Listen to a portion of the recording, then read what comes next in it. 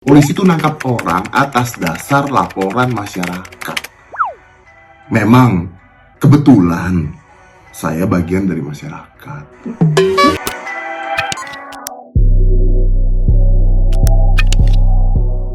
Syeda Ralun ditangkapnya Dea kreator OnlyFans pada Jumat 25 Maret 2022 membuat nama Deddy Corbuzier mendadak menjadi sorotan. Pasalnya, Dea OnlyFans diciduk polisi usai mampir ke podcast Deddy Corbuzier. Buntut dari hal itu, Deddy Corbuzier pun dituduh netizen sebagai cepu atau seseorang yang suka membocorkan rahasia orang lain. Tidak tinggal diam, Deddy pun membuat klarifikasi hingga mengungkapkan alasan banyak artis ditangkap usai mampir ke podcastnya. Klarifikasi tersebut ia unggah di akun Instagram @mastercorbuzier pada Jumat 25 Maret 2022. Dalam unggahan itu, Deddy mengakui bahwa sosok yang baru ditangkap polisi itu memang baru saja mampir ke podcastnya.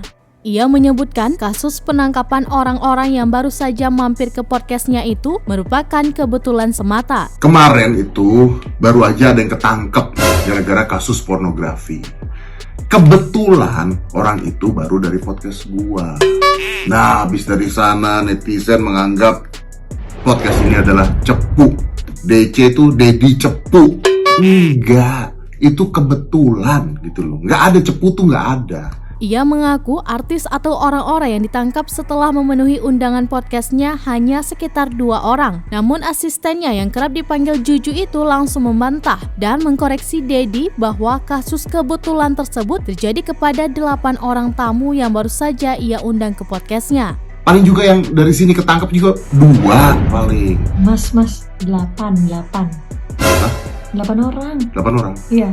Oh, ya paling 8 paling gitu. Tapi itu juga kebetulan doang. Lebih lanjut setelah dikoreksi oleh asistennya, Deddy lantas mengatakan bahwa penangkapan yang dilakukan oleh pihak kepolisian tersebut berdasarkan laporan masyarakat. Deddy juga mengatakan bahwa ia merupakan bagian dari masyarakat sebagai penutup video klarifikasinya. Polisi itu nangkap orang atas dasar laporan masyarakat. Memang kebetulan saya bagian dari masyarakat.